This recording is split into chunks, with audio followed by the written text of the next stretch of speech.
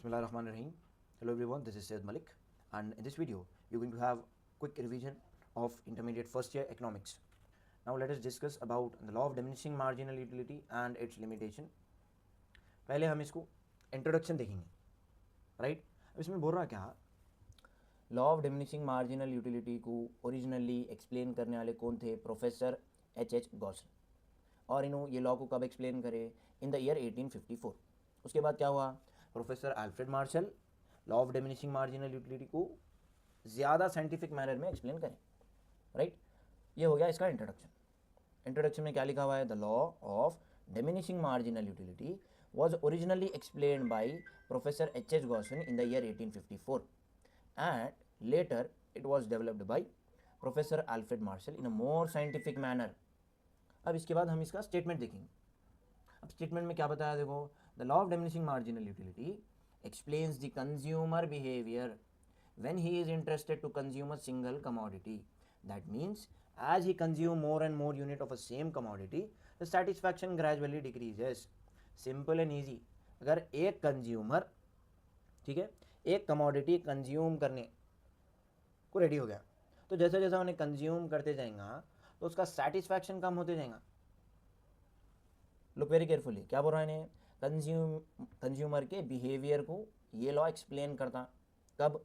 जब वो कंज्यूमर एक कमोडिटी कंज्यूम करने में इंटरेस्ट दिखा रहा। अब हम इसको एक सिंपल और मोस्ट इंटरेस्टिंग एग्जांपल लेंगे, किसका? गपचुप का, पानीपुरी, ठीक है। अब उसमें क्या होता मालूम? पहला जब आप गपचुप खाएंगे तो आपको सेटिस्फैक्शन ज़्यादा मिलता, तो जैसा जैसा आप उसकी क्वांटिटी दूसरा खाएंगे तो पहले वाले से कम सेटिस्फैक्शन मिलता, तीसरा खाएंगे पहले वाले से कम सेटिस्फैक्शन मिलता, वैसे ही हल्लू हल्लू हल्लू हल्लू क्या होता? आपका पेट बढ़ जाता।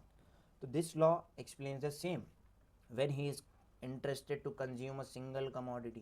That means as he consume more and more unit of a same commodity, the satisfaction gradually decreases. ये हो गया इसका स्टेटमेंट। अब ये स्टेटमेंट को सेम स्ट्रॉन्ग लैंग्वेज में एक डेफिनेशन में कन्वर्ट करना है हमको, और we are selecting the definition of Alfred Marshall, ठीक है। अब इन्हें क्या बोल रहा? देखो, the additional benefit which a person derived from the given increase in his stock of thing diminishes with every increase in the stock that he already has. इसका मतलब क्या है? देखो, the additional benefit which a person derived, additional extra benefit फ़ायदा, ठीक है, which a person एक इंसान को मिल रहा, derived किससे मिल रहा? from the given increase in his stock of thing। मतलब जैसा जैसा उन्हें कंज्यूम करते जाएगा तो उसका पेट भरते जाएगा, जैसा जैसा उसका पेट भरते जाएगा वो कंज्यूमर का सेटिस्फैक्शन कम होते जाएगा, ठीक है। तो आगे वही बोल रहा है, देखो, डिमिनिशियस, कम होने को बोलते हैं। कैसा कम हो रहा है ये सेटिस्फैक्शन? कैसा कम हो रहा? With the every increase in the stock that he already has, right. तो ये हो गया इसका डेफिनेशन। अब हम अजम्पशंस की तरफ मूव होंगे। The law of diminishing marginal utility के अजम्पशंस क्या है? देखिए, पहला, the law is based on cardinal utility. अब कार्डिनल यूटिलिटी का मतलब हमको मालूम रहना। इसका मतलब क्या है? देखिए, that is utility can be measure and compare. हम यूटिलिटी को मेजर भी कर सकते हैं और कंपेयर भी कर सकते हैं। That to the consumer is a rational person. Consumer rational person है। रैशनल पर्सन किसको बोलते हैं? आम आदमी को रैशनल पर्सन बोलते हैं। और आम आदमी क्या करना चाहता? कम पैसे खर्चा करके ज़्यादा सेटिस्फैक्शन लेना चाहता, right. And he wants to maximise his satisfaction and marginal utility of money remains constant. अब इसको समझने के लिए बेसिक एग्जाम्पल है।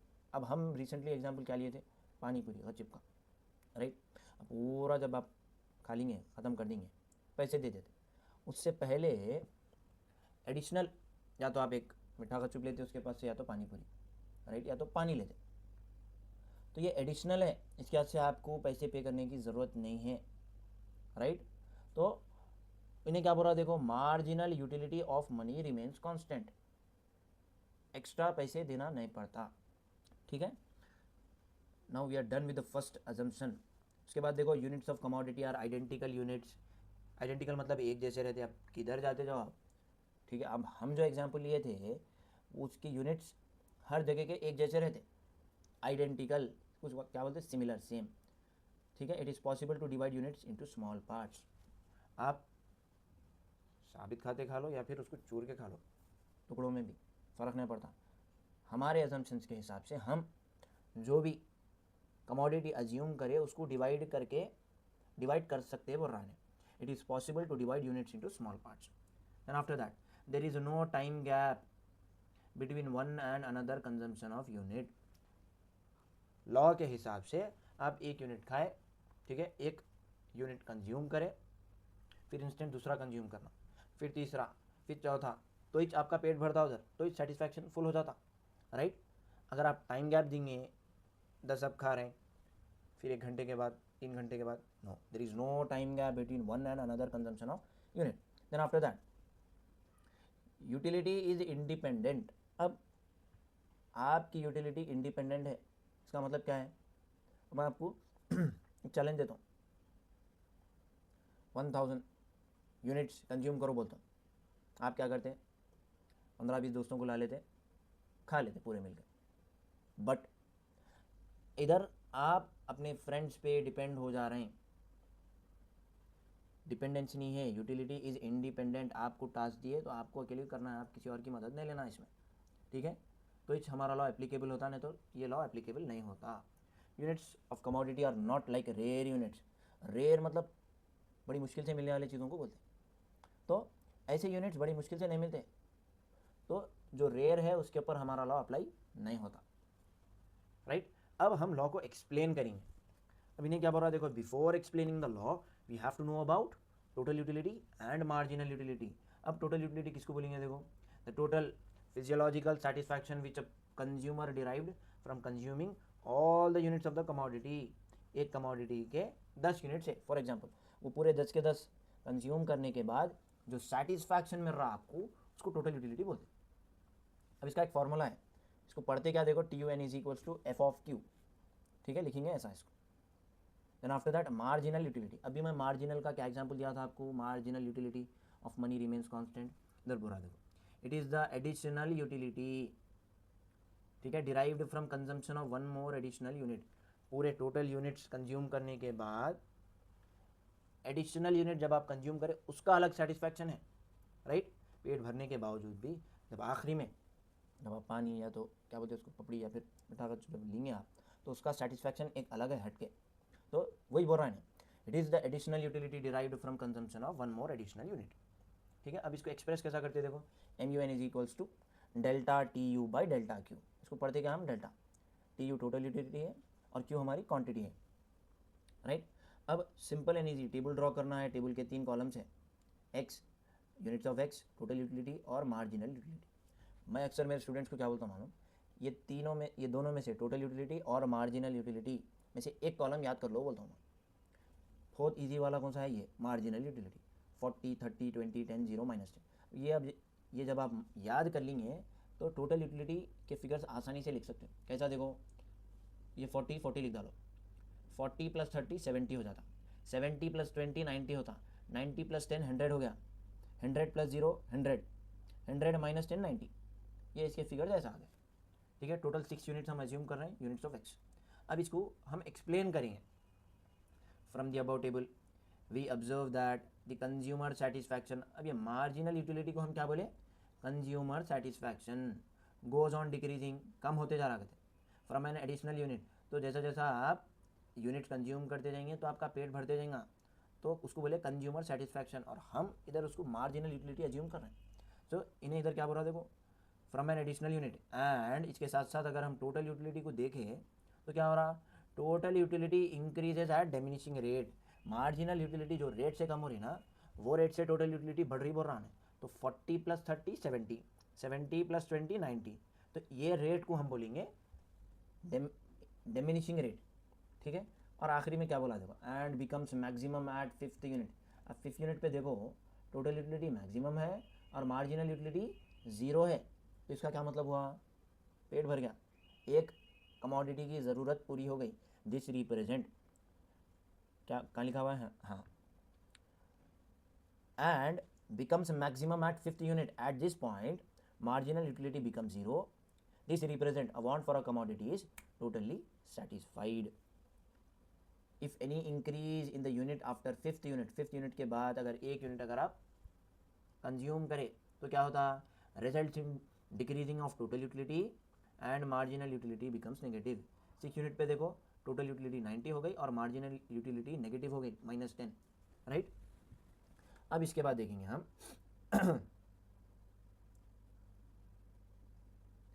Relationship between total utility and marginal utility.